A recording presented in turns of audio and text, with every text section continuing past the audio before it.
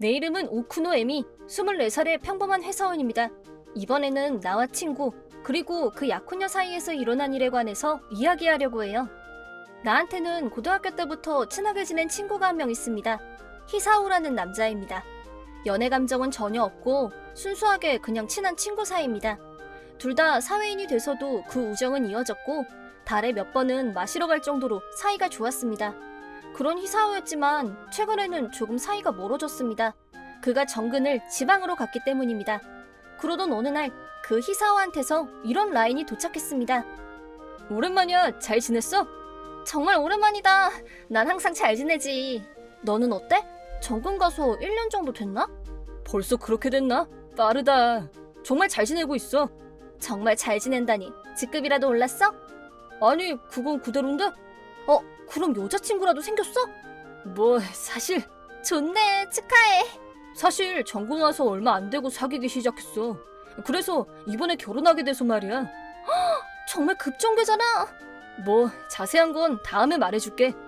약 1년 만에 대화를 한 거였지만 놀랄 일이었습니다. 설마하니 정근 가서 바로 여자친구를 만들고 그 사람과 결혼까지 하게 되다니. 내가 알기로는 그렇게 여자한테 인기가 많은 남자는 아닌데 얼마나 상대가 멋진 상대면 그럴까? 나중에 이야기를 들었지만 아무래도 결혼식 날짜까지 잡혀서 청첩장도 2달 이내에는 보내줄 예정이라고 합니다.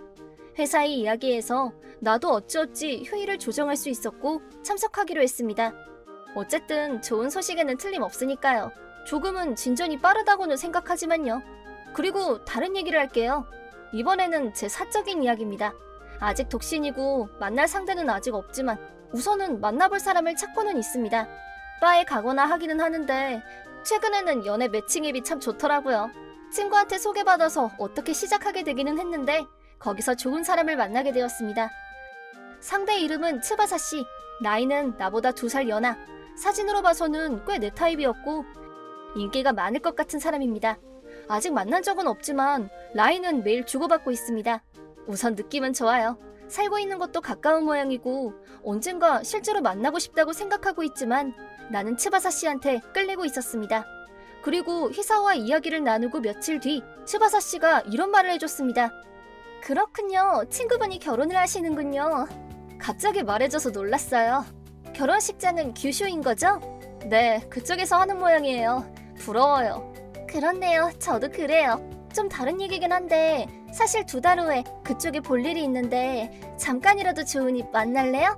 정말인가요? 기뻐요. 언제로 하시겠어요? 지금이라면 휴일을 조절할 수 있을 거예요. 다행이다. 드디어 만나네요. 날이 정해지면 연락할게요. 정말 기대돼요. 저도예요. 좋은 가게 찾아둘게요. 감사합니다. 저도 좋은 가게가 있는지 찾아볼게요. 기뻐요. 서로 마음에 든 가게를 둘러보는 것도 좋겠어요. 좋습니다. 앞으로 더 즐거울 것 같은데요? 드디어 치바사 씨랑 데이트 약속까지 잡았습니다. 친구의 결혼에 자극받은 것도 있고 내 안에서는 애인이 필요하다는 마음이 커지고 있었습니다. 어릴 적 친구는 행복해질 거고 나도 행복을 쟁취하고 싶고 인생이 탄탄대로구나 라고 이때는 생각했습니다. 하지만 약 2개월이 되었을 때쯤 상황은 바뀌기 시작했습니다. 그때 나는 변함없이 일을 열심히 하고 있었는데 문득 생각했습니다.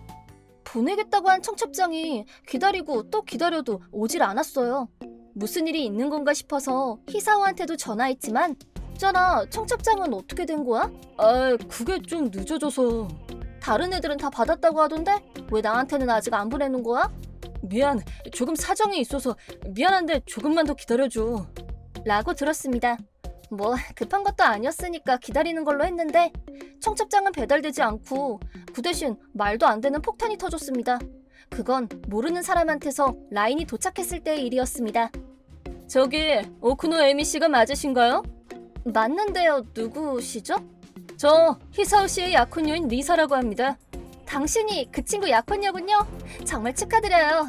그런데 왜 제 아이디를... 히사오 씨 핸드폰에서 연락처를 찾았어요. 꼭 직접 부탁드릴 게 있어서요. 뭐죠? 결혼식에 참석하지 않았으면 좋겠습니다. 네? 왜 그런지 이유를 말해주시겠어요? 그 사람한테 들었는데 당신 동성애자죠? 네, 뭐 그런데요. 그런 사람은 오지 말았으면 좋겠습니다. 솔직히 말하면 기분 나빠요. 그녀가 말한 대로 나는 순수한 동성애, 그러니까 레즈비언입니다. 남자한테는 아예 흥미가 없었고 연애 대상은 100% 여성. 별로 숨길 생각은 없지만 가끔 경계를 하거나 피하는 사람도 있어서 말하고 다니지는 않습니다. 하지만 이런 시대에 이렇게까지 편견을 드러내는 사람도 특이하기는 합니다. 뭐라 말할 수 없는 슬픔에 잠겼을 때 희사오한테서 라인이 왔습니다. 있잖아, 혹시 리사가 뭐라고 했어? 결혼식에 오지 말래. 희사오 핸드폰 마음대로 보기나 하고 조금 그렇다고 생각해. 미안, 사실은 너랑 너무 친하니까 예전에 사귄 거 아니냐고, 바람 피운 게 아니냐고까지 의심하고 더 이상 손 쓸 방도도 없이 화내서, 그래서 나도 모르게. 그렇구나. 내가 동성애자라고 설명하는 게 제일 빠져나가기 쉬우니까. 미안, 그거 말고는 설명할 수가 없어서. 그거 자체는 괜찮은데 역시 내가 참석하는 건 힘들겠지? 아니, 에미는 내 친구니까 꼭 참석해줬으면 좋겠어. 걔는 내가 어떻게든 설득해볼게. 희사오가 그렇게 말해주는 것만으로도 기쁘니까 무리하지 않아도 돼. 나 때문에 싸우는 것도 싫고 그런 편견을 없애는 건 쉽지 않으니까. 그러니까 우선 나는 출석하지 않는 걸로 할게. 정말 미안. 희사오는 좋은 녀석이지만 예전부터 여자에 대한 센스는 그저 그랬습니다. 내가 그걸 술 마실 때마다 주의를 줬지만 에미하고는 타입이 달라서 그래. 그렇게 말하기만 하고 전혀 개선되지 않았습니다. 동성애자 이전에 희사오가 사귀는 여자는 성격적으로 문제가 있는 여자들밖에 없었으니까요. 특히 남자 앞에서는 잘하는 타입이라고나 할까? 이번 사람도 솔직히 사이좋게 지낼 수 있을 것 같진 않았습니다. 그렇게 의기소침한 상태로 나도 모르게 츠바사 씨와 데이트하는 곳으로 갔습니다. 제대로 즐길 수 있을지 조금 걱정이었지만. 저기 에미 씨죠? 처음 뵙겠습니다. 츠바사입니다. 나타난 건 사진보다도 더 멋진 사람이었습니다. 특히 남자다운 복장과 머리 스타일이었지만 츠바사 씨도 어엿한 여자입니다. 사진보다도 귀엽게 생기셔서 놀랐어요. 아니요, 저야말로 츠바사 씨가 너무 멋있어서 놀랐어요. 기쁜데요? 그럼 가볼까요? 나는 동성애자지만 생김새는 이렇게 남자다움이 철철 넘치는 게 내 이상형. 다카라즈카 같은 거에 엄청 빠져있어서 그런가? 여성 코스플레이어가 멋진 남자 캐릭터를 하면 어떡하면 좋을지 모를 정도로 두근거려요. 남자가 멋진 남자 캐릭터를 코스플레이어 한다고 한들 아무 생각도 들지 않지만요. 동성애자 친구하고도 많은 얘기를 하지만 나 같은 타입도 있는가 하면 여리여리하고 귀여운 타입을 좋아하는 사람도 있다고 합니다. 이성애자와 똑같이 좋아하는 타입은 여러 가지라는 거죠. 우선 레스토랑에 가고 그 다음은 내가 늘 가는 바에서 칵테일을 마셨습니다. 그때의 대화로 우리들 사이에서 놀라운 접점을 한 가지 알게 될 줄은 생각하지 못했습니다. 내 이름은 츠바사, 22살의 대학교 4학년입니다. 나한테는 리사라는 이름을 가진 언니가 있는데 사이좋은 자매라고는 할 수 없는 느낌입니다. 우선 나 자신을 설명하자면 나는 순수한 레즈비언입니다. 사춘기 때부터 동성 이외의 사람에게 흥미를 가져본 적은 없습니다. 그렇다고 남자가 되고 싶은 건 아니지만 복장이나 머리 스타일은 어떻게 보면 남자 쪽에 가깝습니다. 그래서 그런지 언뜻 보기에는 중성적인 남자로 보는 사람들이 많습니다. 고등학교는 여자 고등학교를 다니기도 했고 스스로 말하긴 좀 그렇지만 인기도 좋았습니다. 여자 고등학교는 여자 역할과 남자 역할이 나뉜다고나 할까? 뭐 남자에 대한 동경의 마음을 나같이 남자같이 생긴 여자한테 마음을 품는 게 꽤 있는 이야기입니다. 츠바사 선배, 괜찮으시면 이것 좀 받아주세요. 제 것도 치사하게 내가 먼저였어. 이런 식으로 발렌타인 같은 날에는 약간의 하렘 기분을 맛보기도 했습니다. 그래서 연애 경험은 나이에 비해 좀 더 풍부하기도 합니다. 하지만 밖에서는 비교적 오픈하고 있는 나였지만 중요한 가족 간에는 야, 너 오늘 집에 있어? 부활동도 없고. 왜? 친구가 올 거니까 한동안 나가 있었으면 좋겠는데?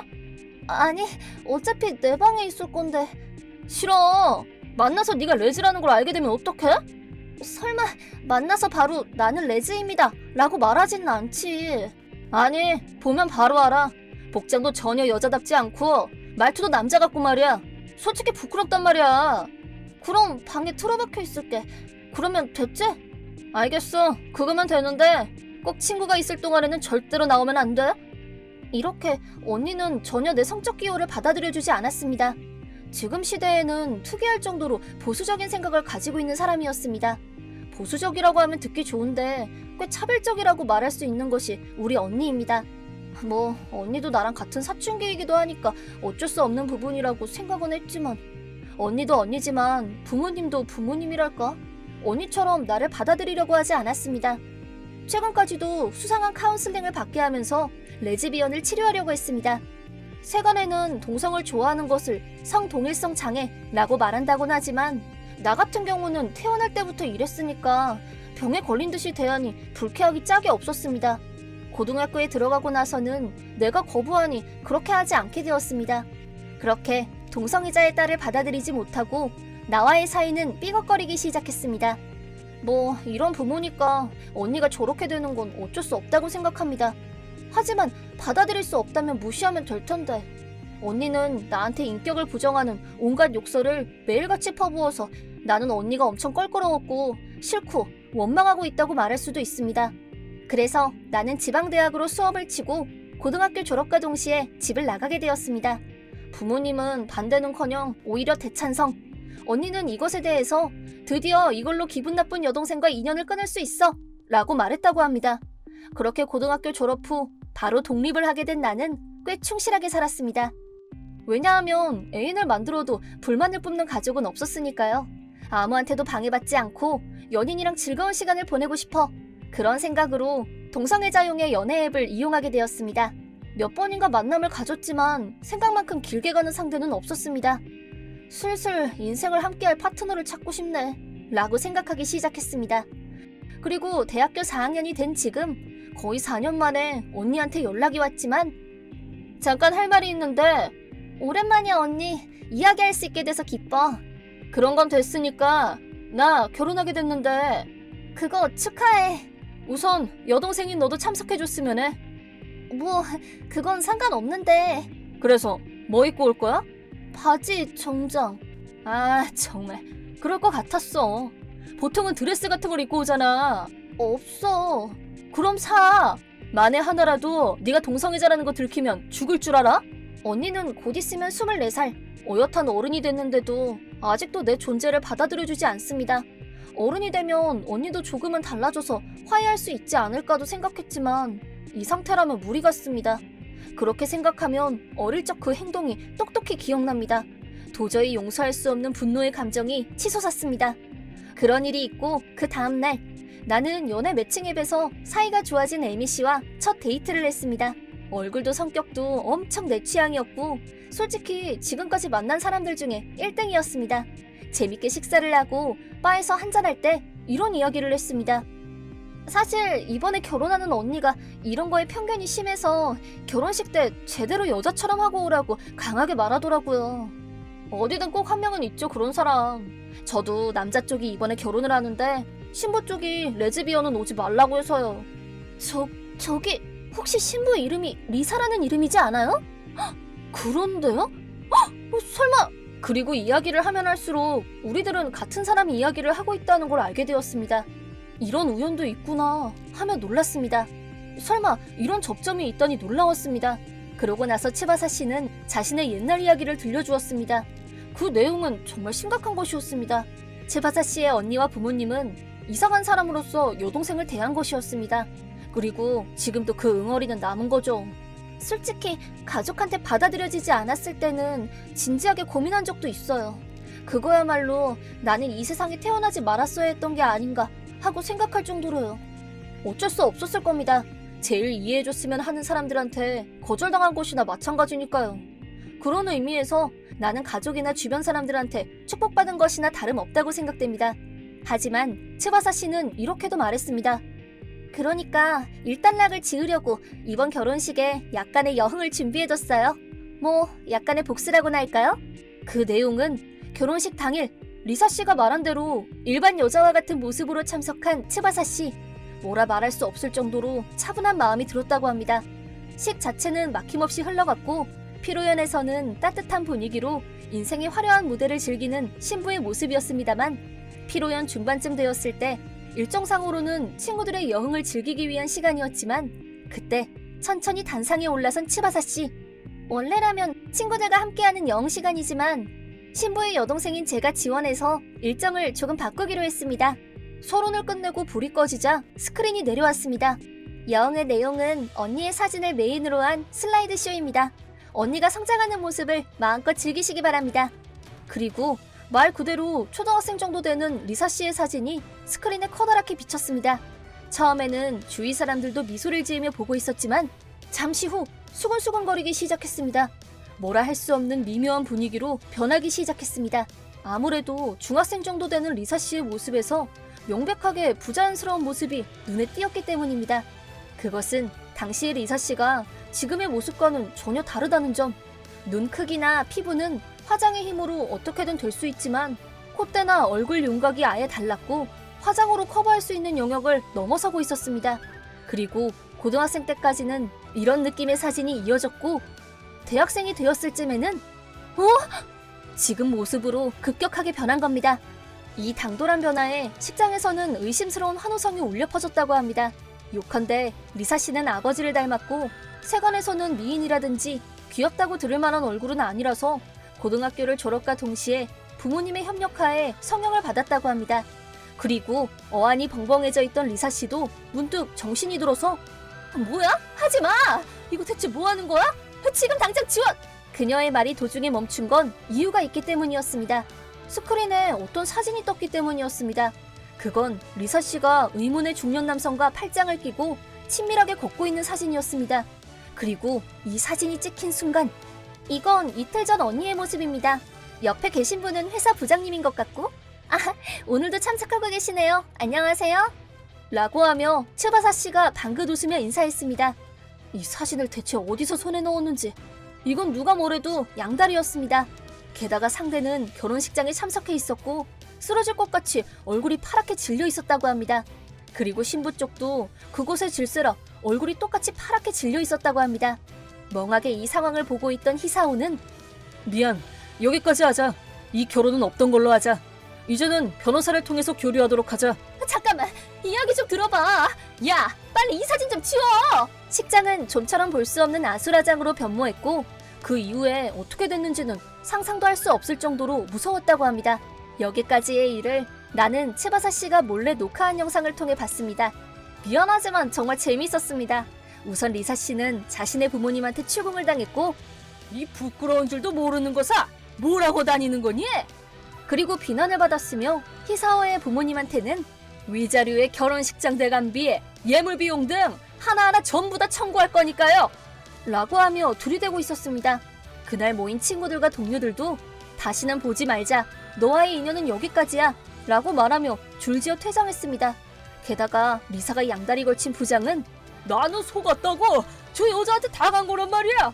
대성통곡을 했으나 아내분인 것 같은 여자분한테 싸대기를 맞고는 졸도했습니다. 이건 이혼 확정 루트네. 지금까지 봤던 어떤 드라마보다도 재밌어. 최고야! 그렇지? 나도 이걸 보고 드디어 가족에 대한 감정을 일단락 지을 수 있을 것 같아. 이사오하고도 연락이 됐는데 이제는 결혼하기 전에 애미랑 같이 만나서 나쁜 여잔지 아닌지 체크해줬으면 좋겠다고 했어. 그게 좋지. 그런 언니랑 결혼하려고 했더니 솔직히 말하면 보는 눈이 아예 없는 거나 다름없으니까. 그리고 우리들은 그날부터 교제하게 되었고 3년을 사귀고 드디어 올해부터 동거를 시작했습니다. 그러던 어느 날 츠바사 씨가 무슨 종이를 들고 와서 이거 시부야고의 파트너십 신청서인데. 츠바사 씨, 나는 이제부터 쭉 애미랑 함께하고 싶어. 답은 지금 주지 않아도 되니까 언젠가 나랑 결혼해줬으면 좋겠어. 지금 당장 오케이 하는 게 당연하잖아. 기뻐요, 츠바사 씨. 그러고 나서 우리들은 친한 친구들만 초대해서 결혼식 파티를 했습니다. 당연히 츠바사 씨의 가족은 초대하지 않았습니다.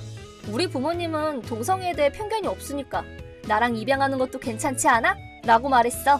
애민의 부모님은 정말로 멋지시네. 나도 친하게 될 수 있으려나? 벌써 마음에 들어 하시니까 괜찮아. 이제부터 멋진 가족을 만들어봐요, 츠바사 씨. 나는 애미랑 만나서 정말 기뻐. 제 이름은 안도 나츠미, 23살의 전업주부, 홋카이도 출신인데 코에이랑 결혼하고 도쿄로 왔습니다. 쌍둥이를 임신 중인데 곧 출산 예정입니다. 앞으로도 행복할 거라고 생각했지만 현실은 그렇지 않았다. 친정은 홋카이도에서도 유명한 신이세 여관, 전 외동딸이었고 여관을 잇기 위해 엄격한 교육을 받으며 자라왔습니다. 어느 날 여행회사에 다니는 코에이 씨가 우리 여관에 사전조사를 하러 왔고 그렇게 알게 됐습니다. 여관 안내를 담당했는데 그날 돌아가면서 당신처럼 근사한 여성과 만날 기회는 이제 없을 거예요. 꼭 좀 연락처를 알려주세요. 그의 갑작스러운 행동에 전 당황스럽기만 했습니다. 어렸을 때부터 어머니가 남자와 어울리지 못하게 해서 그때 20살이었는데 연애 경험은 없었습니다. 이번 일도 어머니에게 들키면 화내실 것 같아서 솔직히 얘기했더니 조신한 분이란 걸 알고 더 좋아하게 됐습니다. 어머니께 인정받을 수 있게 앞으로 매일 올게요. 그러면서 홋카이도에 있는 동안 매일 우리 여관에 와서는 이런저런 얘기를 들려줬습니다. 여관 밖 세상을 몰랐던 저한테 있어서 코에이 씨가 하는 이야기는 신선하고 재밌었습니다.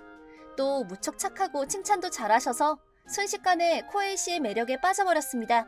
그리하여 코에이 씨가 도쿄에 가는 날 무슨 일이 있어도 포기 못하겠어요. 부탁이에요. 연락처만이라도 알려주세요. 나도 그러고 싶었다. 그러나 저희 얘기를 들은 어머니가 달려오셨습니다. 우리 딸한테 어울리는 남자한테 시집 보낼 생각이니까 이만 돌아가 주세요. 어머니, 알겠습니다. 어머니께 인정받을 수 있게 노력할게요. 이 여관을 홍보해서 내년까지 손님을 2배로 늘릴 테니까 그게 성공하면 따님과 교제하는 걸 허락해주세요. 큰 소리 치는 건 아무나 다 하지. 할 수 있으면 어디 한번 해보렴.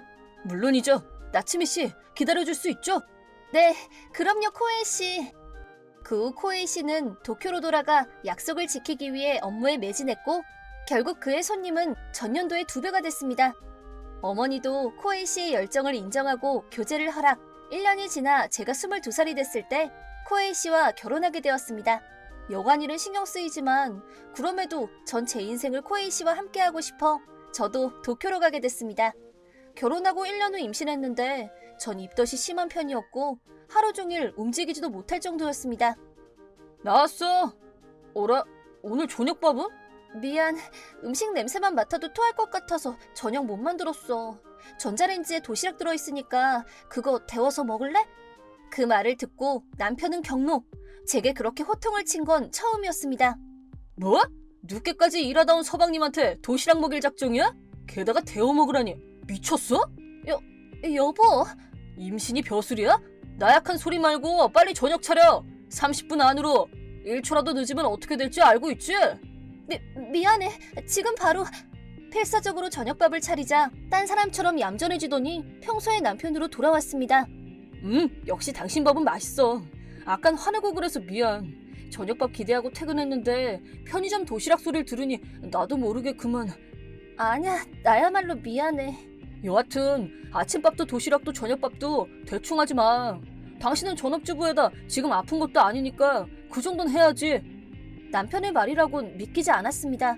전 계속 현기증, 구토감에 고생하며 배멀미하는 것처럼 괴로웠습니다.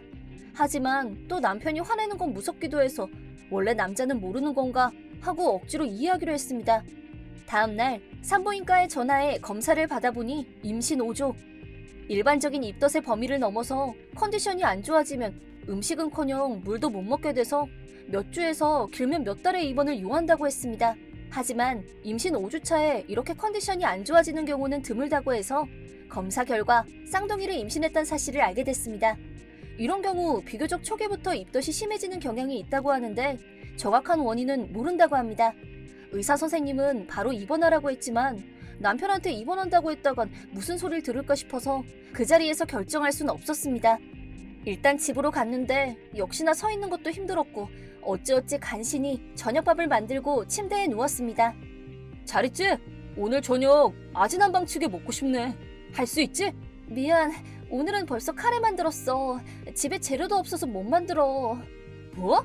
아직 5시잖아. 슈퍼 가면 살 수 있고 나 오늘 집 가면 10시 넘을 것 같은데 충분하잖아. 나 오늘 병원에서 검사 받았더니 쌍둥이라던데? 쌍둥이? 이야. 쌍둥이 임신하면 입덧이 심해진다면서 의사가 입원하라고 하더라. 뭐? 아픈 것도 아닌데 입원? 이해가 안 되는데. 요전부터 계속 울렁거리고 현기증도 나고 솔직히 지금도 간신히 연락하는 거야. 오늘은 그냥 카레 먹으면 안 돼? 결국 그날 남편한테서 답장이 오는 일은 없었고 집에 오지도 않았습니다. 하지만 그런 걸 신경 쓸 힘도 없었고 거의 기절하듯 쓰러져 잤습니다. 그리고 다음날 일어나니 메시지가 잔뜩. 당신 정말 쓸모없는 와이프네. 매일 밖에서 일하는 서방님을 위해서 집안일을 완벽하게 하는 게 전업주부가 할 일이잖아? 그런데 입덧 핑계로 계속 대충대충하고 뭐 하는 거야? 어제는 회사 사람이랑 한잔하러 갔다가 그대로 그 사람 집에서 잤는데 아내분이 싫은 기색도 없이 음식도 해주고 이불도 깔아줬어. 당신이랑 비교도 안 되게 싹싹하더라. 그리고 그분 임신했을 때 그렇게 입덧 안심했다고 하시더라? 당신 연기하는 건 아니겠지? 오늘 내가 좋아하는 음식 안 차려져 있으면 집 나갈 거니까 각오하라고. 그때 전 확신했습니다. 남편은 저랑 결혼할 때까지 본성을 숨겨왔던 걸. 이렇게 억지 부리고 자기 마음대로 하는 사람이었을 줄이야. 혼자 울면서 눈물을 뚝뚝 흘렸습니다.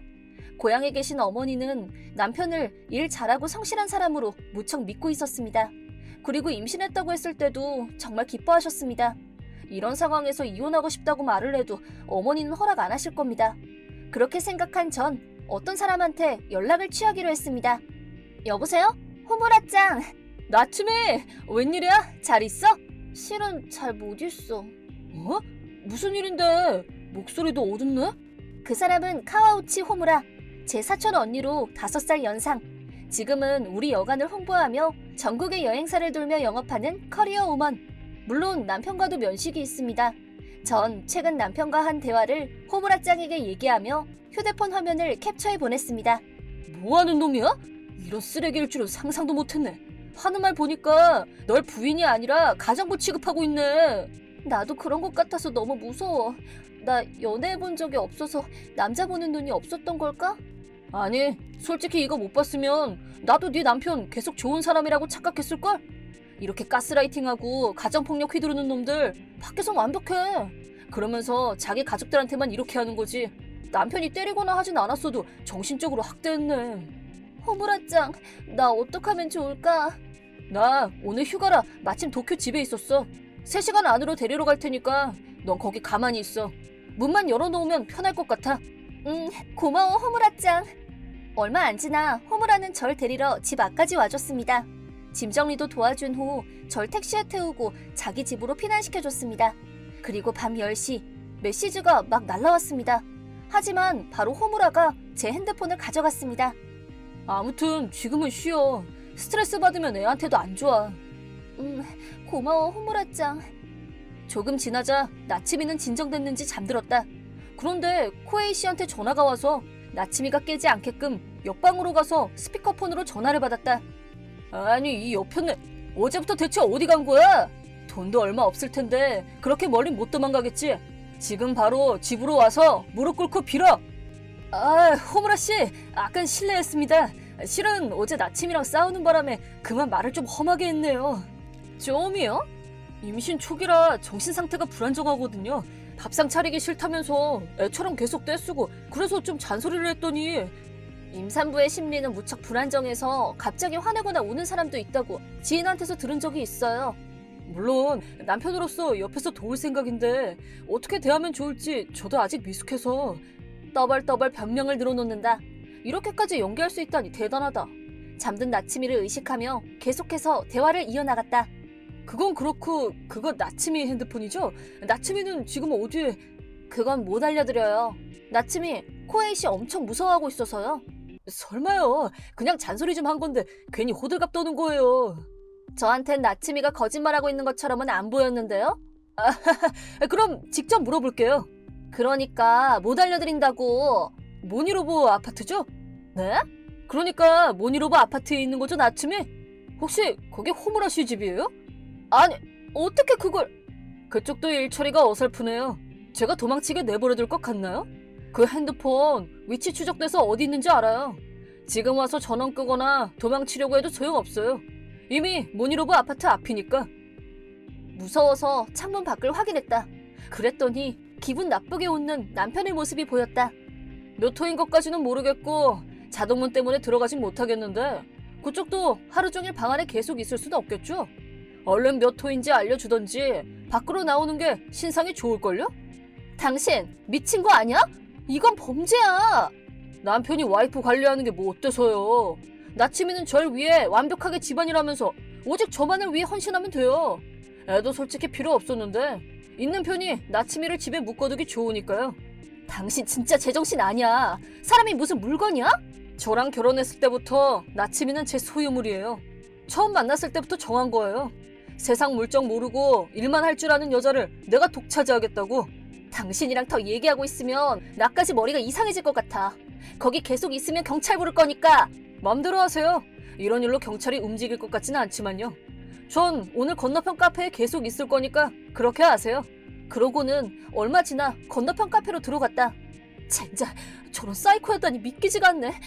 그때 나침이가 방에서 나왔다. 옆방에서 나는 전화 소리를 듣고 남편과 친구의 대화를 저도 들었습니다. 호무라는 제 얼굴을 보자마자 깜짝 놀라 말했습니다. 나침이, 누워있어야 돼. 방금 한 얘기 전부 들었어. 스피커폰으로 얘기했거든. 저게 남편 본성이구나. 나 너무 분해. 남편한테 속아 넘어간 나 자신도, 남편한테 아무 말 못한 것도 너무 속상해. 너무 분해서 울면서 주저앉았습니다. 이대로 남편과 계속 같이 살 수는 없습니다. 하지만 뱃속의 애는 잘못이 없습니다. 어떻게든 벗어나서 애들과 셋이서 살아야지. 나침이, 남편이랑 떨어져서 혼자 키울 각오는 있어? 애들은 잘못한 거 없어. 혼자서라도 잘 키울 생각이야. 그래, 그렇게 마음 정했으면 됐어. 일단 여기서 도망가자. 하지만 남편이 감시하고 있다면서. 그 녀석도 마무리가 어설퍼. 이 아파트 지하 주차장 있어. 그리고 뒷문에서 나갈 수 있게 돼 있거든. 그럼 인터넷에도 안 써 있어서 아직 눈치 못 챘을 거야. 지금이 기회야. 다행히 필요한 짐은 이미 다 빼둔 터라 친구 차를 타고 아파트에서 탈출했습니다. 건너편 카페에 계속 있을 거라고 하고 벌써 몇 시간 지났는데 나침이랑 그 친구가 아파트에서 나올 낌새가 없네. 이대로 쭉 버틸 작정인가? 그런 생각을 하며 한번 나침이의 위치를 확인해보니 아파트에서 멀리 떨어진 공항으로 가고 있었다. 무슨 일이지? 계속 보고 있었는데 설마 뒷문이 있는 건가? 난 서둘러 집으로 돌아가 짐을 꾸린 후 택시를 타고 두 사람을 쫓아갔다. 다행히 회사는 재택근무도 할 수 있게 돼서 일주일 동안 재택근무하겠다고 메일을 보내 준비를 마쳤다. 걔네들보다 빨리 처가에 가야 돼. 몇 시간 후 여관에 도착. 안녕하세요. 실례합니다. 어머, 코에이 씨, 갑자기 무슨 일이에요? 그게 제 와이프가 여기 안 왔나요? 고향이 그립다더니 뭐니 하더니 갑자기 가출해버려서요. 그래서 여기까지? 애착하시네요. 아내분 잘 쉬고 계시니까 걱정 안 하셔도 돼요. 그래도 얘기를 좀 하고 싶어서. 그럼 따라오세요.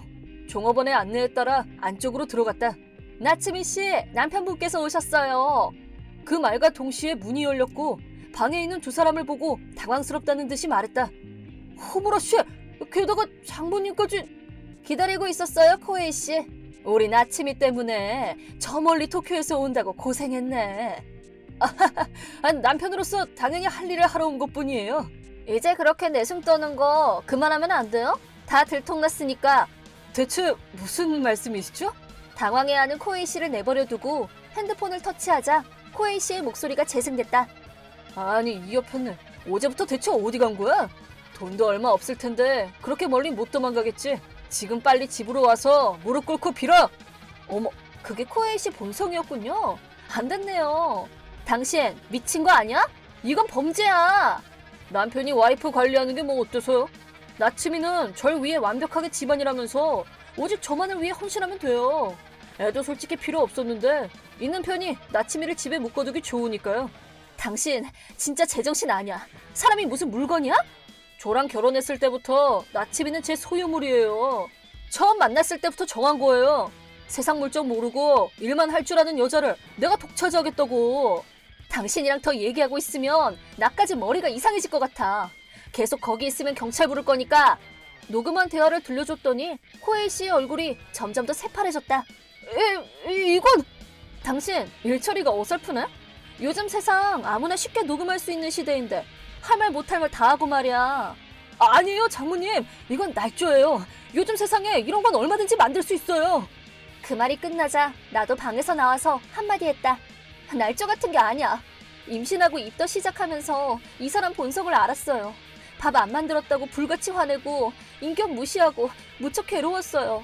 호무라 덕분에 그렇게 오랜 시간은 아니었지만 그래도 내 인생에서 가장 무섭고 괴롭고 죽고 싶은 시간이었어. 당신이랑은 앞으로 영 끊고 살 거예요. 제가 기세 좋게 말하자 남편은 입을 벌린 채 가만히 있었습니다. 이어서 어머니가 마무리를 지었습니다. 코에이 씨, 난 자네의 성의를 믿고 소중한 딸을 도쿄로 시집 보낸 거예요. 딸을 자네 소유물처럼 노예처럼 막 부려먹으라고 보낸 게 아니에요. 나도 보는 눈이 없었네요. 아니에요, 장모님. 여기엔 정말 사정이 정말 평범한 부부싸움이었어요. 전 계속 나치미를 소중하게 조용히 하게! 어머니의 무서운 호통에 남편도 더는 말을 못했습니다. 아무튼 자네 회사랑도 앞으로 거래 안 할 테니까요. 손님을 늘려준 건 감사하고 있지만 딸을 팔면서까지 장사할 생각은 없어요. 그리고 위자료나 양육비도 변호사 써서 청구할 생각이고 당신이 한 짓은 호무라가 다 퍼뜨렸어요. 그럴 수가, 그럴 리가! 이윽고 남편의 핸드폰이 막 울렸다. 아무래도 호무라가 퍼뜨린 얘기가 여러 회사에 도착한 모양입니다. 앞으로 남편은 온갖 거래처에 변명 및 사과를 해야겠죠. 이걸로 얘긴 끝났어요. 다시는 이 여간에 발도 들이지 마세요. 잠깐만, 나침이 나랑 얘기하자. 그동안 좋은 남편이었잖아. 사귀고 있는 동안 좋은 꿈 꾸게 해줘서 고마워. 하지만 이제 꿈에서 깼으니까 당신이랑은 여기서 끝이야. 잘 지내. 얘들아, 이 녀석 쫓아내. 어머니의 한마디에 여간에서 일하는 체격 좋은 아저씨들이 남편을 쫓아냈습니다. 눈 내리는 홋카이도의 밤은 지금 남편에겐 몹시 괴롭게 느껴지겠죠. 또 어머니가 이미 남편을 블랙리스트로 올려 공유해 어느 여관이고 안 받아줄 겁니다. 뼛속까지 어는 추위에서 밤새 반성했으면 좋겠습니다. 나치미는 이제 그만 가서 쉬렴. 내일 바로 산부인과 가서 입원하라면 입원하는 게 좋아. 그치만 엄마, 입덧은 병이 아니래. 바보 같긴? 병이 아니니까 괴로운 거지. 약도 못 먹어, 이해도 안 해줘. 그런데 애랑 자기 목숨 달려있지. 괴로운 게 당연한 거야. 어머니의 말을 듣고 나는 엉엉 울었다. 원래 괴롭다는 걸 새삼 깨닫고 안심했던 겁니다. 그리고 곧 재판이 열렸고 남편은 위자료와 양육비를 분할 지불하게 됐습니다. 물론 회사에서도 바로 잘렸고 집을 팔고 그래도 돈이 부족해 파견직으로 몸이 가루가 되도록 일하고 있다고 들었습니다. 하지만 이윽고 못 버티게 됐고 남편은 술과 도박에 빠져 빚쟁이가 됐다고 합니다. 양육비를 안 보내주고 연락을 해도 안 받고 지금은 어디서 뭘 하는지 모르겠습니다. 한편 전 무사히 쌍둥이를 낳고 요관에서 복귀해 열심히 일하고 있습니다. 아이는 저랑 어머니, 종업원분이 교대로 돌보고 있습니다. 꼬박꼬박 양육비를 받고 싶지만 금전적으로 궁하진 않습니다. 솔직히 남편이 불행해졌다면 그 이상 기쁜 일이 없기도 하고요. 정신적인 가정폭력에 고통받는 많은 이들이 저처럼 구원받기를 간절히 기도합니다. 내 이름은 하루카 토모카즈. 재택근무하는 28살. 지금에야 재택근무를 장려하는 곳이 많지만 난 그전부터 재택근무를 해왔다. 업무도 순조롭고 지금 생활에 전혀 불만 없지만 고민이 하나 있다. 그건 동생 토mom이다. 동생은 날 히키코모리 오타쿠로 생각하고 있는지 틈만 나면 날 무시한다. 그렇게 된 건 고등학생 때 내가 애니나 만화를 보기 시작하면서부터였다. 애니나 만화만 자꾸 보고 그런 걸 오타쿠라고 한다며? 더러우니까 나한테 말 걸지 마. 더럽다니, 재밌기만 한데 그런 말 하지 마. 시끄러워. 오타쿠는 범죄자가 된다고 TV에서 그랬어. 이 잠재적 범죄자. 편견이 심하네. 말이 칼이 된다는 거 몰라? 오빠 상처받았어. 짜증나, 더러워. 가까이 오지 마. 그 후로 집에서 동생이랑 같이 생활하는 게 불편해졌다. 눈만 마주쳐도 더러워, 꺼져, 죽어 라는 등 막말을 해대니까 위축될 수밖에 없다.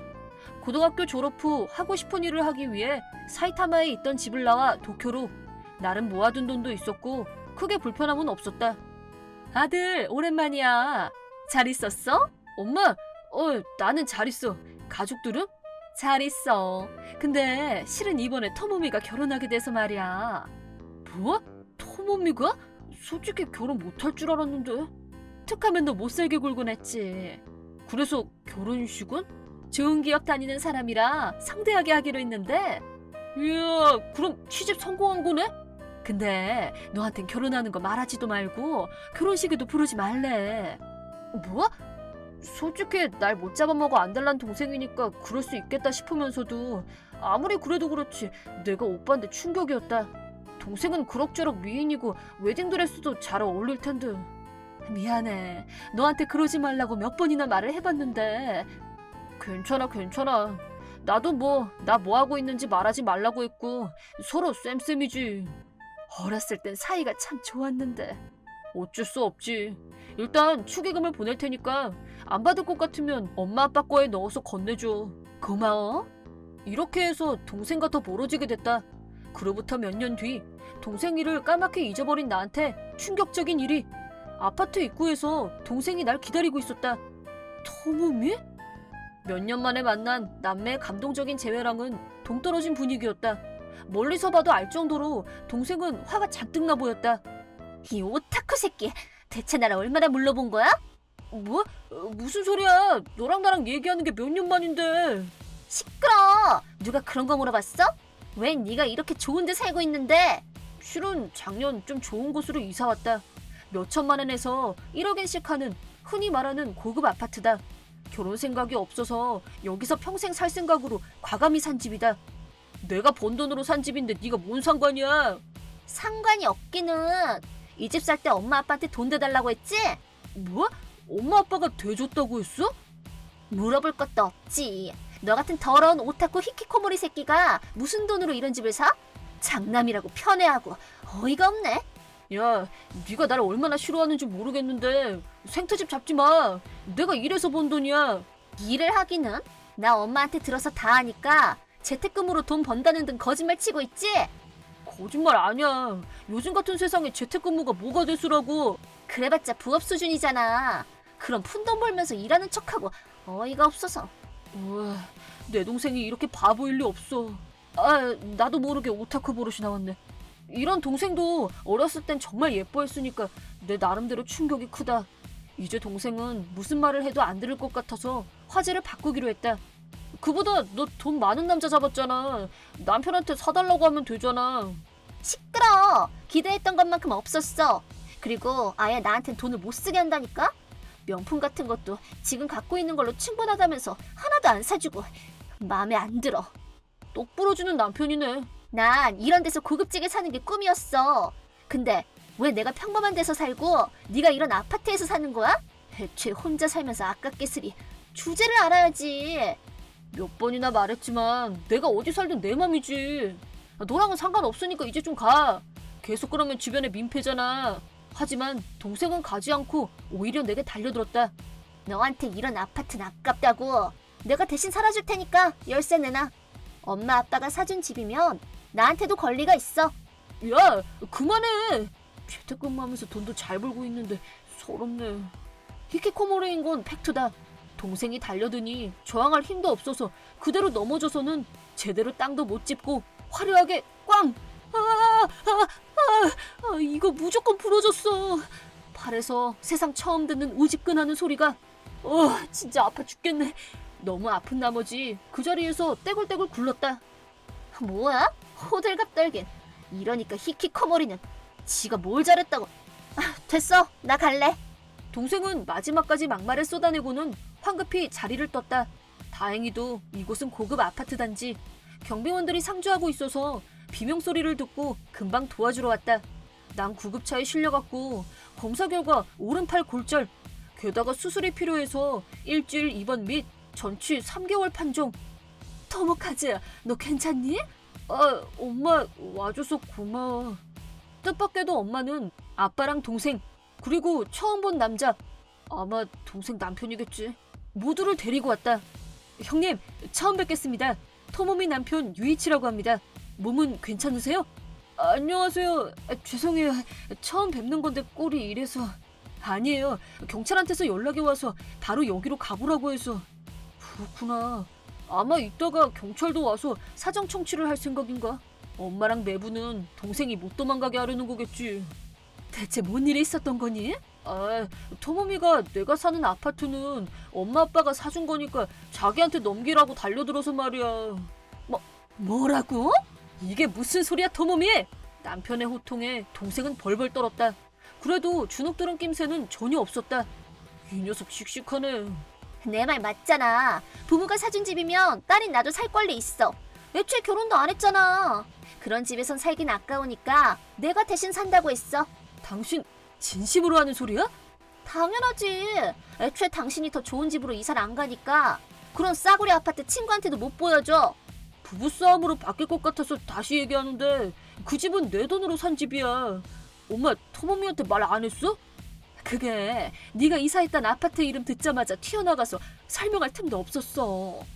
그런 성격은 좀 다른 데 활용했으면 좋겠네. 시끄러. 아무튼 히키코모리는 숨만 쉬어도 민폐니까 얼른 열쇠 넘겨. 그때 찰싹하는 큰 소리가 났다. 엄마가 동생의 뺨을 힘껏 때린 소리였다. 무슨 짓이야? 엄마 인내심도 이제 한계야. 네 오빠 번듯하게 일하고 있어.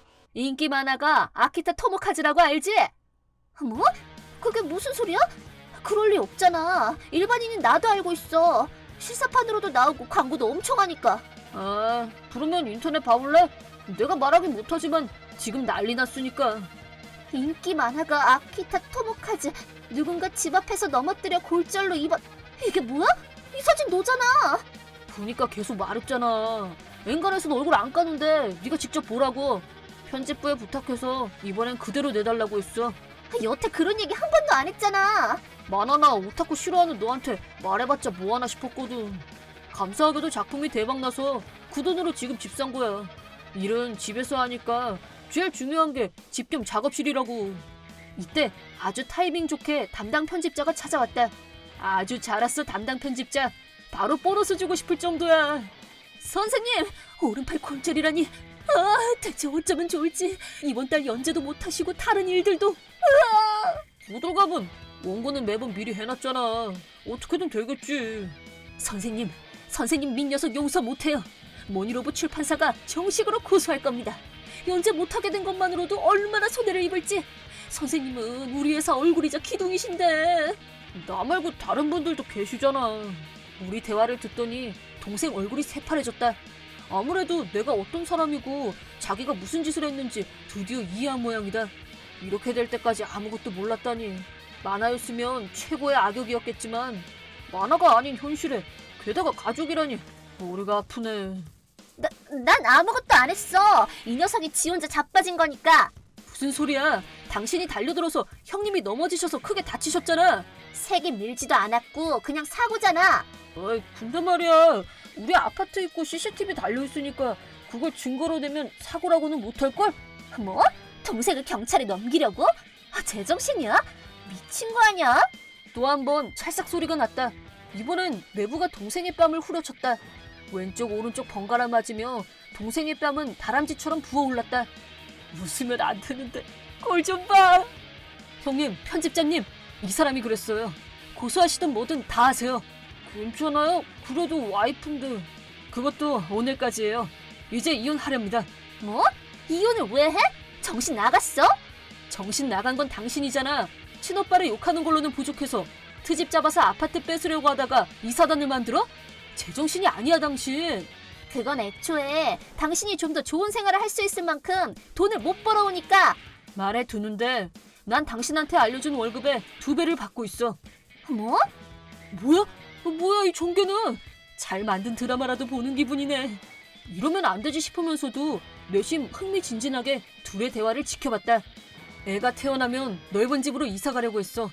그런데 당신은 툭하면 명품 가방이니 고급 레스토랑이니 돈 쓸 생각만 하고, 그리고 호스트 바에도 갔다면서?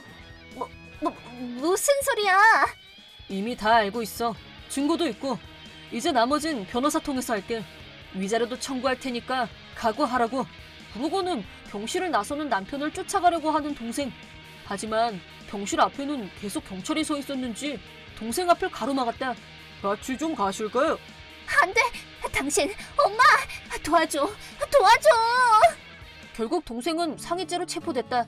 그리고 나도 위자료, 모니로버 출판사도 손해배상, 전 남편 유이치 씨도 위자료를 청구해서 1억엔 이상의 빚을 떠안게 됐다.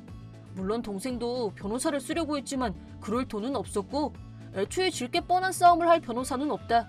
결국 동생은 개인 파산하게 됐다. 유이치 씨가 청구한 위자료는 면책됐지만 나한테 한 짓은 고의로 상해를 입힌 것이므로 손해배상 청구권에 해당돼 개인 파산하더라도 위자료 청구를 받아들일 수밖에 없다는 판결이 떨어졌다. 출판사가 청구한 손해배상도 마찬가지였다. 동생은 이혼 후 빈털터리가 됐고 유이치 씨 집에서 쫓겨났다. 부모님도 의존을 생각했지만 나랑 출판사에 손해배상을 꼭 하게 해야 한다. 그건 부모의 의무라면서 같이 살기로 하셨다. 그 후 동생은 밤낮 없이 일을 하며 몸도 마음도 너덜너덜해졌다고 한다. 뭐 나로서는 미안하지만 꼴 좋다는 생각밖에 안 든다. 그로부터 3개월 뒤 난 무사히 작업에 복귀. 만화를 기대하고 있는 팬들을 위해 열심히 일하는 중이다. 형님, 퇴원 축하드립니다. 오늘 그쪽으로 맛있는 고기 세트 보냈으니까 조수분이랑 같이 잡숴주세요. 유이치, 매번 고마워. 동생이랑 이혼하고도 신경 써주고 미안하네. 아니에요. 아는 동생이 주는 선물이라고 생각해주세요. 이런 고스펙 엘리트가 지인이라니 행복하네. 그러고 보니 몸 키우고 싶다고 하셨죠? 제가 다니는 곳 알려드릴까요? 고마워. 진짜 이번 일로 운동의 중요성을 실감했어. 나도 몸 좀 만들어야지. 드라마보다 현실이 더한다더니 설마 나한테 이런 일이 생길 줄은 상상도 못했네. 동생 때문에 다치고 동생 전 남편이랑 친해지고 언젠가 이번 일을 소재로 작품 내게 되면 그 수입만큼 동생 빚 갚아줘도 괜찮으려나? 억 단위 빚쟁이한텐 세 발에 피겠지만 얼마나 걸려서 다 갚을지 삶의 즐거움이 늘었네. 내 이름은 미야노하라 케이. 모니로보 대학 스포츠과학부에 소속된 대학교 3학년이다. 중학생 때부터 계속 육상부에서 활동하며 전국대회에서 기록을 남긴 적도 있다. 장래에는 트레이너나 유명한 매니저가 되기 위해 열심히 공부하고 있다. 그 일환으로 영양학도 시작해 지금은 요리가 취미가 돼버렸다. 이날은 도서관에서 늦게까지 공부를 한 터라 귀가가 꽤나 늦어졌다. 편의점에서 재료를 사려고 하는데 아니, 당신들 뭐야?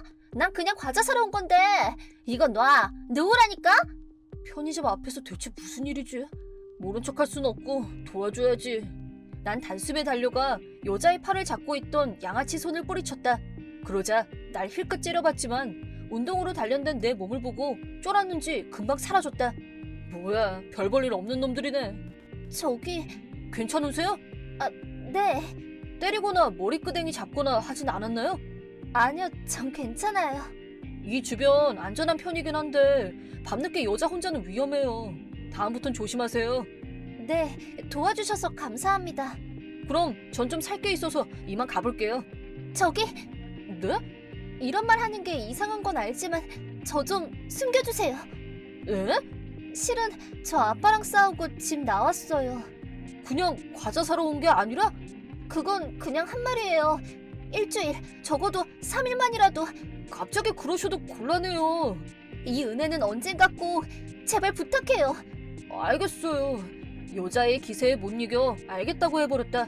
어떻게 해야 할지 고민했지만 편의점에서 살 걸 빨리 사고 걸어서 10분 정도 거리의 집으로 데려갔다. 입에 맞을진 모르겠지만 괜찮으면 먹어봐. 대박. 편의점에서 산 걸로 만든 거예요? 오늘은 대학 도서관에서 공부만 하느라 슈퍼에 못 가서. 샐러드 치킨, 콘소메 수프에 멸치 마늘 감자튀김, 게다가 윤기 찰찰 볶음밥. 맛있겠다. 잘 먹겠습니다. 그러고서 여자애는 허겁지겁 먹기 시작했다. 그것도 아주 맛있게. 보고 있는 나까지 배부를 정도로. 보리차도 준비한 후 나도 같이 먹기로 했다. 잘 먹었습니다. 맛있었어요. 입에 맞아서 다행이야. 이거 다 직접 만든 레시피예요? 감자튀김은 인터넷 보고 만들었어. 그렇구나. 오늘 처음 봤는데.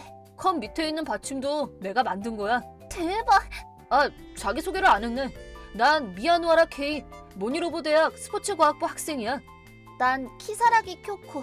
21살 대학교 3학년이야. 대학교 3학년? 그럼 동갑인가? 실은 나도 모니로보 대학 다니고 있어. 외국어학부니까 미야노하라 씨랑은 다른 캠퍼스려나? 그냥 편하게 케이라고 불러. 그게 나도 편하니까. 그치만 생명의 은인인데. 생명의 은인이라니. 그렇게 거창한 일 안 했는데? 아니, 그렇지 않아. 그 녀석들 요즘 더 심해져서. 아무것도 아니야.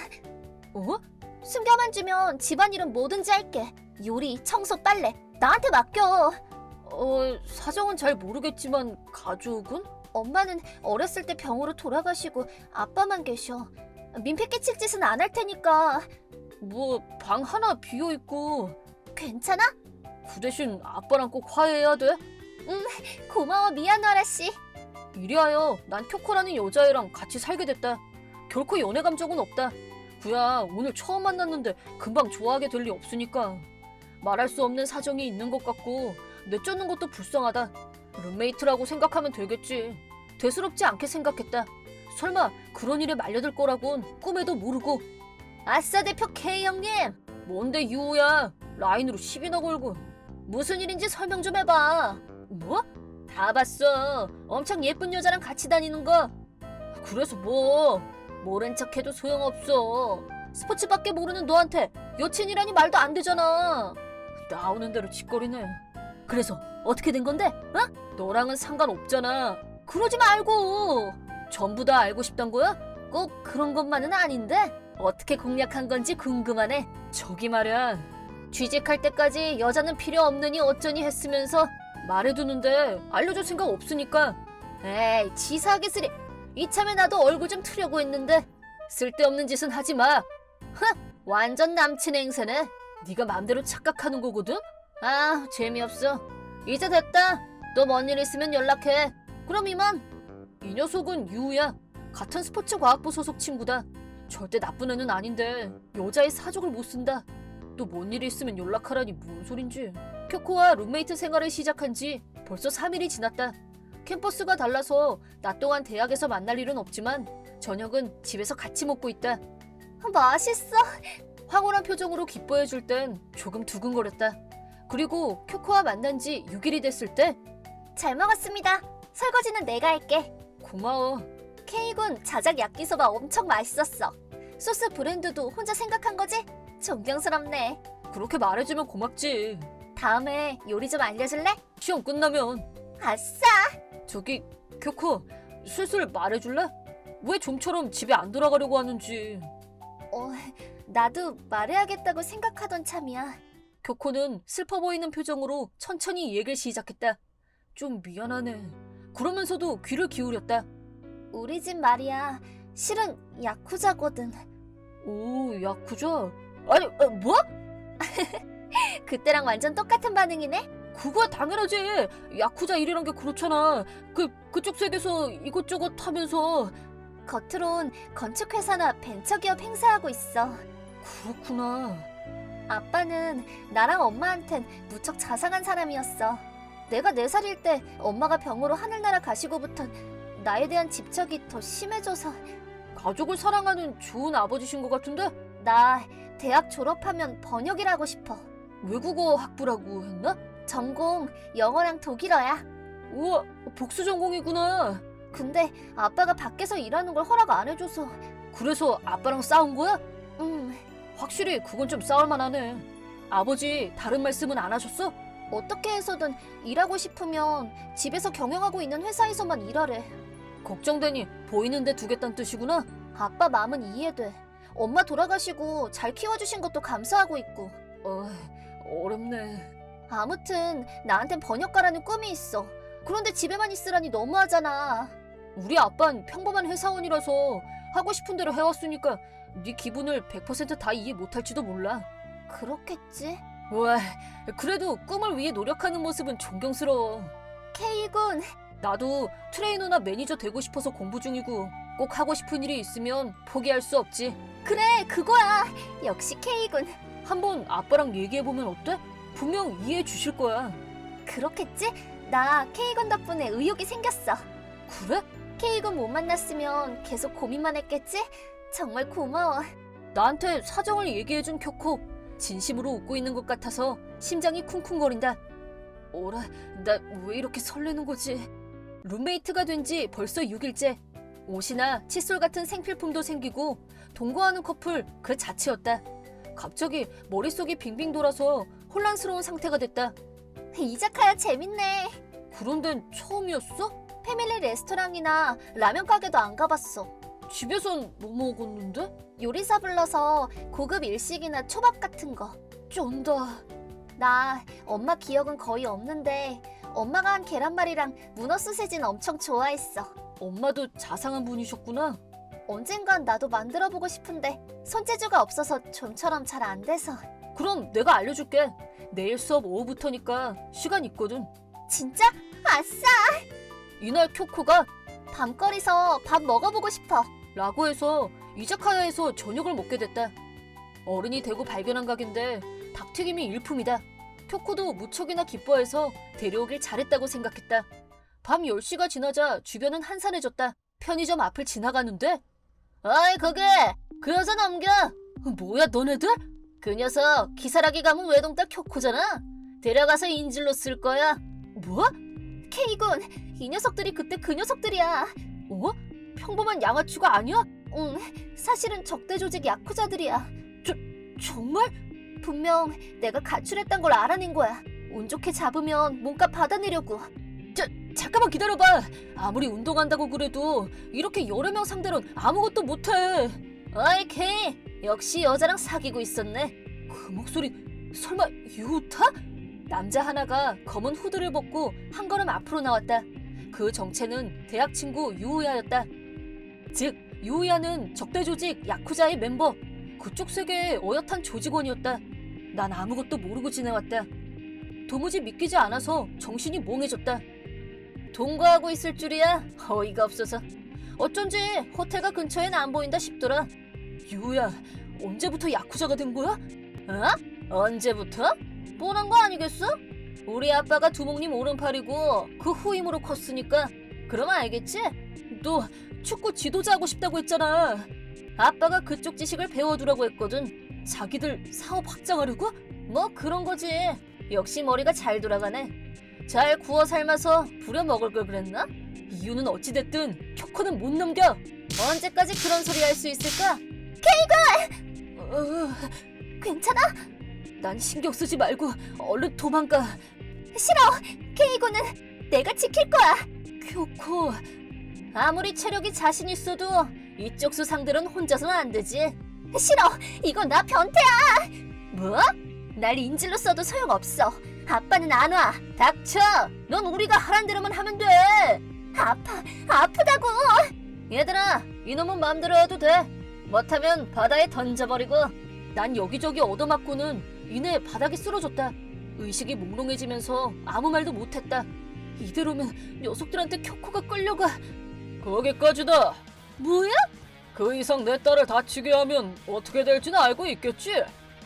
넌 키사라기 조직의 두모? 여기를 어떻게? 애송이가 까불고 있어. 오늘 다 죽었다. 무슨 일이 난 건지 전혀 모르겠다.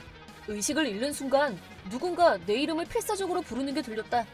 미안, 지켜주지 못해서. 여긴 어디지? 드디어 정신이 들었나? 저기 당신은? 난 기사락의 가문 당주이자 기사락의 조직 도목이야. 에? 그렇단 건 쿄코의 아버지? 그렇지. 아니, 전 어떻게 됐던 거죠? 적대 조직 야쿠자들한테 맞아서 기절했다. 치료는 믿을 수 있는 의사한테 부탁했으니까 안심해라. 감사합니다. 아무튼 딸도 무사히 찾아서 다행이다. 너처럼 착한 애가 숨겨주길 망정이지. 네. 케이곤, 괜찮아? 주변을 둘러보니 고풍스러운 집이었다. 옆에는 쿄코의 아버지라고 하는 사람이 앉아 있었고 그와 동시에 쿄코가 헐레벌떡 문을 열고 방으로 들어왔다. 케이군, 먼저 사과하겠네. 나랑 쿄코 때문에 너까지 이렇게 돼서 정말 미안하게 아니요, 전 딱히. 요즘 들어서 기사락의 조직을 부수려고 하는 조직이 나타나서 말이야. 그래서 정신이 없었어. 따님이랑 싸우신 이유는요? 어쩌다 보니 타이밍 나쁘게 그럴 일이 좀 있어서. 번역가가 되고 싶다는 내 꿈을 반대했으니까 유괴될 가능성이 있다는 이유로 말이야. 그랬었구나. 그놈들은 이제 걱정 안 해도 되니까. 아빠랑 조직원들이 대가를 치르게 했대. 구체적으로 뭘 어떻게 했는지는 물어보지 말자. 일주일 동안 딸을 돌봐줘서 정말 고맙네. 아무리 감사해도 부족할 정도야. 쿄코 아버지, 그러지 마세요. 쿄코의 엄마, 내 안사람이 17년 전 하늘나라에 간 후로 잘못된 방법으로 딸을 키워왔다고 후회하고 있어. 아저씨, 난 나만 생각하고 있었던 거야. 그런 것만은 아니라고 생각해요. 쿄코는 아저씨를 좋아한다고 했어요. 같이 지내는 동안에 가족에 관해서 이것저것 알려줬거든요. 그랬었구나. 저희 집은 평범한 가정이라서 키사라기 집안이 짊어진 건 잘 모르겠지만 아니, 자네 덕분에 해야 할 일을 봤네. 네? 아버지로서 딸을 응원해야겠지.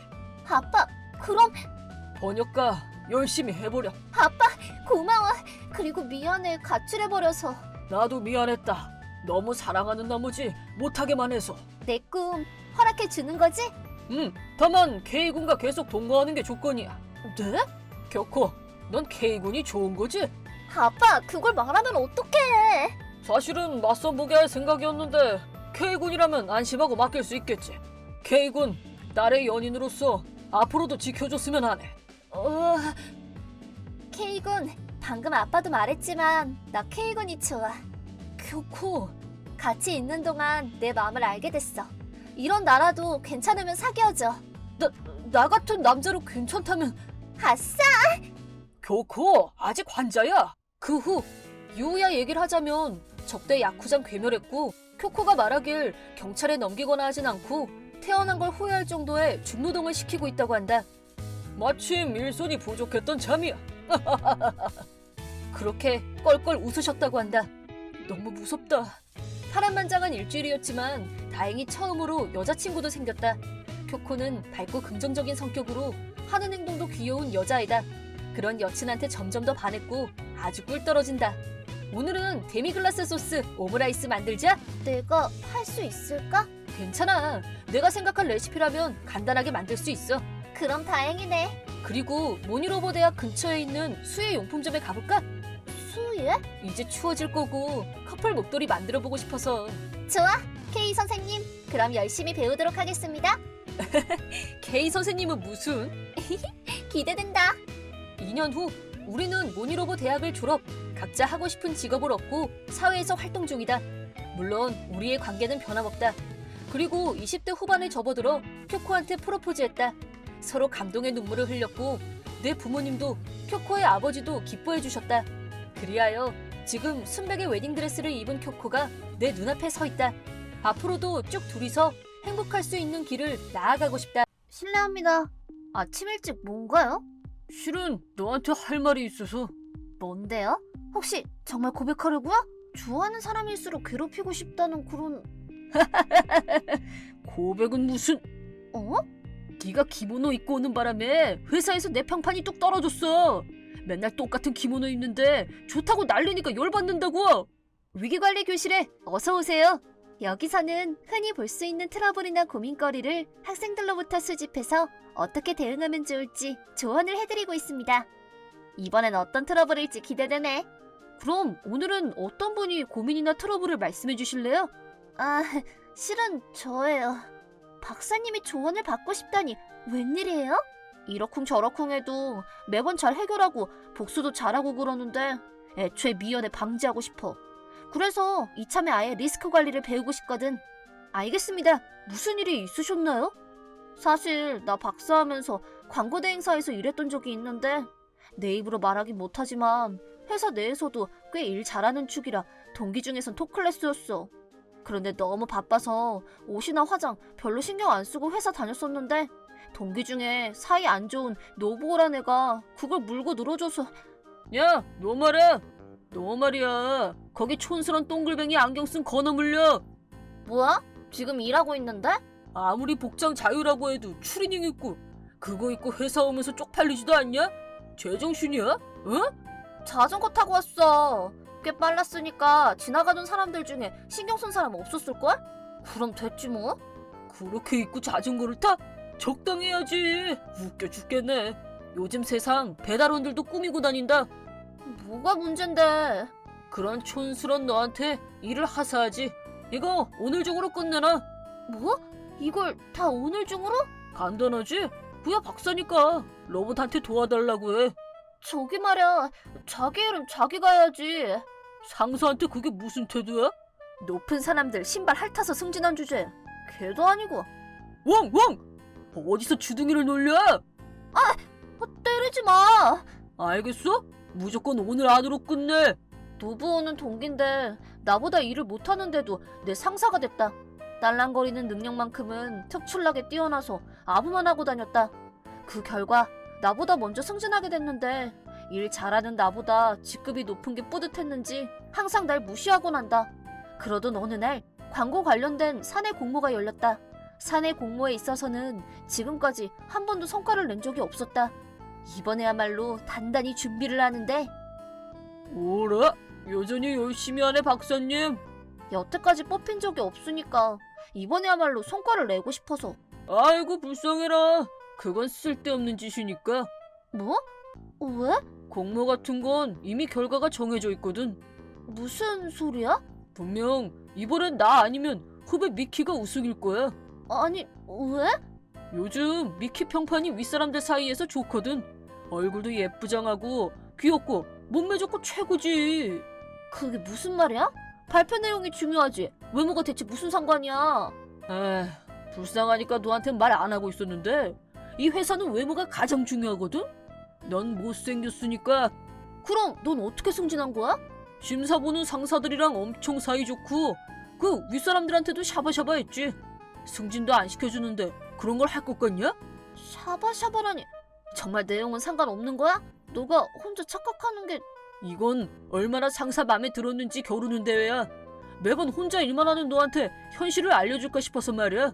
공모가 그런 거였구나. 어쩐지 매번 처참하더라. 참고로 미키도 뒤에서 엄청 열심히 하고 있다더라.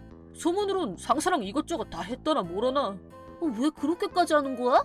공모에서 우승하는 건 승진하는 첫걸음이야. 어떻게 사내에서 평판을 올릴지가 핵심. 특히 심사위원 우에모토 씨는 중요해. 임원들이랑 연줄 있는 우에모토 씨 마음에 들었는지에 모든 게 걸려있다고 해도 과언이 아니지. 우에모토 씨 성실한 이미지였는데 그런 사람이었구나. 그냥 이 회사 간둘까? 라이벌 하나 사라졌네. 아싸. 뭐 너같이 못생기고 촌스러운 여잔 없어지면 고맙지. 너도 충분히 못생겼거든? 혹시 여태 한 말도 나 관두게 하려는 거짓말 아니야. 그렇게 의심스러우면 수영복 입고 발표하든가. 우승할 수 있을지도 몰라. 무슨 소리라는 거야? 뭐 나 같으면 토하겠지만. 누가 물어봤냐고. 계속 신경 쓰였다. 정말 공모가 어떤 방식으로 심사되고 있는지. 난 그걸 확인하기 위해 공모에 가장 어울리지 않는 옷을 입고 도전하기로 했다. 촌스럽고 내세울 것 없는 내가 눈에 띄려면 공모전 당일 이상으로 발표 마치겠습니다. 여전히 노부군의 발표는 뭔 얘기를 하는지 전혀 모르겠지만 전화를 보고 있으면 어제 먹었던 고기 맛이 생각나. 감사합니다, 우에모토 부장님. 고기 먹이길 잘했네. 좋은 결과를 기대하고 있게. 그럼 다음은 막사네. 오늘도 필사적으로 발표할걸요, 그 자식? 또 추리닝 입고 촌스럽겠지. 약품이 옷에 묻어있을지도 몰라요. 기대되네. 실례합니다. 아니, 그 옷은 뭔가? 복장 잘 입었죠? 우리 회사. 자유긴 한데 왜 기모노 같은 걸? 넌 촌스럽기로 소문난 녀석이잖아. 오늘 성인의 날이고 해서 20살 때 옷을 입어봤어요. 그것보다 너 안경 벗으면 이거야말로 자페니스 뷰티. 기모노를 입고 발표하러 갔다. 심사위원들은 발표는 거들떠보지도 않고 나만 보는 것 같았다. 너무나도 큰 임팩트에 그 자리에서 우승이 결정됐고 내 발표는 사내에서 큰 화제가 됐다. 여기저기서 좋아하니 나도 우쭐해져서 앞으로도 기모노 입고 출근하자고 맘속으로 다짐했다. 기모노 입은 모습 보고 싶네요. 그러게 말이야. 근데 벌써 리스크가 보이네. 아니, 어디가? 그렇게 발표보다도 외모를 따지는 회사에 있으면 안 돼요. 네? 그 회사 들어간 것부터 잘못한 건가요? 그럼 대체 뭘 어떻게... 역시 그런 건가? 나도 같은 생각했거든. 네? 이런 식으로 진행해도 괜찮나요? 좀 더 세세하게 알려드리는 편이... 아니, 사실은 이 일 있고 나서 회사가 엄청 싫어지는 사건이 생겨서. 그렇게 우승 후 예쁨 받으며 일주일에 한 번 기모노를 입고 오게 됐다. 여러 가지 편의도 봐주고 어쩌면 승진할지도 모르겠는데? 그런 생각을 하고 있었는데 저 녀석 요즘 들어 자주 기모노 입고 오게 됐네요. 그러게 주변 여자들도 영향을 받는 것 같고 자네 처지도 위태롭구만. 저 말입니까? 광고 회사라고? 임팩트가 중요하지. 자넨 수수하네. 진짜. 야, 너 말이야. 왜 그러세요? 요즘 기어오르네? 기모노나 입고 오고 말이야. 안 어울린다고. 네? 그런가요? 저번에 저보고 해볼쭉했던 것 같은데? 해볼쭉하긴 누가? 내일부터 기모노 금지야. 싫어요. 또 촌스럽니 뭐니 듣는 것도 싫고 기모노 입으면 자신감이 생겨서 즐겁거든요. 채! 주제도 모르고. 너 같은 건 추리닝이나 파자마 정도가 어울린다고. 음침해가지고. 네네, 실례할게요. 상대할 시간이 없어서. 뭐? 젠장, 어떻게든 저 녀석 콧대를 꺾어야지. 그래, 좋은 아이디어가 생각났어. 야, 너 어차피 지금 한가하지? 남친도 없고 불쌍하게. 뭐예요? 연구하느라 바쁜데? 역시 은근히 밝히는 녀석이네. 남들 모르게 이상한 거 하고 있지? 뭔데요? 혹시 저 좋아하세요? 아니야. 용건을 말씀하세요. 내일 기모노 입고 올 거야? 그러려고요. 기대되세요? 내일 아침 바로 회의실로 와. 알겠지? 이건 상사로서의 명령이야. 역시 저 좋아하는 거죠? 고백하고 그러지 마세요. 기대하는 게 좋을걸? 무서워. 실례합니다. 아침 일찍 뭔가요? 실은 너한테 할 말이 있어서. 뭔데요? 혹시 정말 고백하려고요? 좋아하는 사람일수록 괴롭히고 싶다는 그런... 고백은 무슨... 어? 너가 기모노 입고 오는 바람에 회사에서 내 평판이 뚝 떨어졌어. 맨날 똑같은 기모노 입는데 좋다고 난리니까 열받는다고. 대체 무슨 짓을... 이거 어떻게 할 거예요? 글쎄, 몰라, 버리든가. 너한텐 흙탕물이 딱 어울려. 추워. 아니, 열어주세요. 못 열어줘. 누가 찾을 때까지 꽁꽁 얼어버려라. 안 까먹고 에어컨도 틀어놨으니까. 그럴 수가... 이걸로 넌 촌스럽고 답없는 개그 캐릭터로 다시 돌아가는 거야. 잘 있어. 그 후 직원들이 출근하고 회의실에 들어올 때까지 난 벌벌 떨고 있었다. 회사에서 난 흙탕물을 뒤집어 쓴 웃음거리가 됐다. 노부오가 내가 넘어져서 그렇게 됐다고 거짓말을 했기 때문이다. 순식간에 내 평가는 기모노 입고 우쭐해진 여자로 전락해버렸다. 기모노를 그렇게 만들다니 용서 못해요. 여자의 적이에요. 그렇죠. 무조건 러브 로맨스 시작이라고 생각했는데 심술궂게 굴었지만 사실 당신을 좋아했어요. 같은.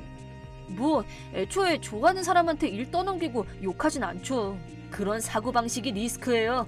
타츠야 씨는 여자 마음을 모르시네요. 표현 방식은 둘째치고 일단 남자가 좋아한다는 게 기쁜 거예요.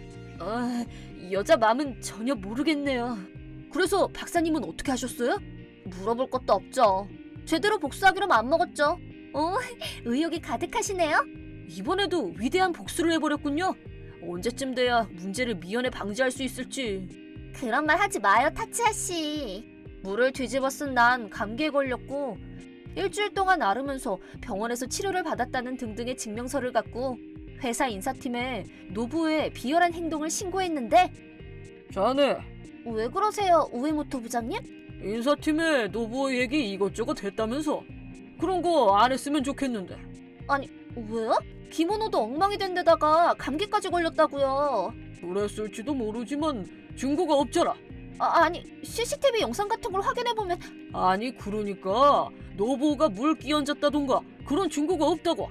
없는 걸로 했어. 없는 걸로요? 노부는 귀여운 후배니까 말이야. 너 그렇게 봐줘. 전에도 기모노 입고 집안에 환심 샀었고 자업자득이잖아. 분명 그건 제가 잘못한 거예요. 하지만 그렇다면 직접 말씀을 하셨으면 애초에 외모에 따라 업무가 떨어지고 공모 결과가 정해지는 건 이상하지 않나요? 전통적으로 그렇게 했으니까. 광고란 건 아름답거나 센스 있는 게 중요하니까 사원한테 그걸 추구하는 건 당연하잖아. 그럼 그렇게 된 거니까 수고해. 그렇군요. 얼마나 쓰레기 같은 회사인지. 웬일이야? 할 얘기라니? 뭐 고백이라도 하려고? 이거 청구서예요. 청구서? 무슨 청구서? 그 기모노 사실 엄청 비싼 거였어요. 유명한 디자이너가 만든 기모노인데 전 가게 주인이랑 친구여서 싸게 빌릴 수 있었는데 옷을 그렇게 망가뜨렸으니 당연히 손해배상 청구해야죠. 뭐 그건 곤란하지. 내가 했다는 증거 있어? 없잖아. 지금은 없어요. 지금은? 내가 누구라고 생각하는데? 박사라고. 갑자기 왜 그래? CCTV 영상 따위 순식간에 찾아내주겠어. 나 로봇도 만들고 있을 정도니까. 그리고 이 회사가 얼마나 이상한 회사인지 주간지에든 어디든 정보 팔려고. 이상하다니 뭐가 이상한데? 저번에 우에모토 부장한테 들었어. 광고의 아름다움을 추구하는 것처럼 사원한테 센스를 추구하고 있다고. 그래서 기모노를 입었던 난 이를 배정받은 거고. 근데 그런 건 이상하잖아? 그래서 우에모토 씨 발언이나 사원들의 실체 등등을 전부 퍼뜨리기로 했어. 뭐? 웃기지 마. 그런 짓 했다가 그냥은 안 끝난다고. 당연히 그냥 안 끝낼 거야. 오기로라도 이 회사를 지옥으로 떨어뜨릴 거야. 그런 짓 해서 뭐가 이득인데? 잘못된 점들을 인정하게 해서 광고회사가 원래 어때야 되는지 깨닫게 할 거야. 근데 적어도 너 정도는 살려줘도 괜찮아. 뭐? 살려줘도 괜찮다니? 이 청구서에 서 있는 기모노 손해배상금 똑바로 지불해주면 네가 한 비열한 짓은 고발 안 하고 넘어가 줄게. 아, 그렇구나. 그런 뜻이구나. 해킹이니 뭐니 하는 것도 다 거짓말이지? 거짓말? 나한테 그 손해배상 시키려고 지어낸 거짓말이지? 하마터면 속아 넘어갈 뻔했네. 그런 거짓말해서 뭐하게? 그래도 동기니까 살려주려고 한 건데. 아, 됐네요. 고발이든 뭐든 할 수 있으면 해보든지. 이 건어물려. 뭐라고? 알겠어. 잘 있어, 노부. 진짜 거짓말이겠지. 그리하여 난 곧바로 주간지의 편집부로 회사의 끔찍한 실체와 노부오와 우에모토 씨의 관계, 그리고 미키가 하던 짓을 전부 말했다. 그 주간지는 우리 회사랑도 거래를 했던 터라 임원들은 경로했고, MR 광고 대행사의 충격적인 실태, 회사의 실체가 전부 기사화돼 알려져 우에모토 씨와 노부오는 잘렸다. 그리고 사내에서 나쁜 풍습을 고지고대로 따르던 사원들도 정리됐다. 나도 기모노 입고 다니던 게 문제가 돼서 잘렸다. 한편 변호사와 상의해 기모노에 대한 손해배상을 청구했다. 노부오는 고액의 배상금을 지불하게 되어 빚을 지게 됐다. 지금은 빚을 갚기 위해 매일 알바하고 있다고. 그런데도 생활이 공공해서 지금은 누군지도 못 알아볼 만큼 야위었다고 한다. 난 박사로서 연구에 힘쓰고 있다. 성대하게 복수하셨네요, 박사님? 여러분 덕분이죠. 잘리긴 했지만 뭐 나도 잘못한 게 있으니. 그치만 외모를 무시당하면 누구든지 꾸며서 복수하려는 마음 드는 게 우리 여자들 심리니까요. 그런 게 여자 마음인가요? 그래도 그것 때문에 일 늘어나면 귀찮지. 나도 반성하고 연구에 몰두 중이야. 그럼 타치야 씨, 이번 사연에서 가장 리스크였던 건 뭔가요? 가장 큰 리스크. 그건 외모를 무시당했다고 억울함을 외모로 풀려고 했던 점이겠죠. 그렇게까지 외모를 무시당한 시점에서 그 회사를 관두던지 고발을 했어야 됐어요. 사람한테 중요한 건 내면이에요. 도움이 되네. 또 올게. 네, 그럼요. 기대하고 있을게요. 그럼 또 다음 수업 때 만나요. 잘 있어요.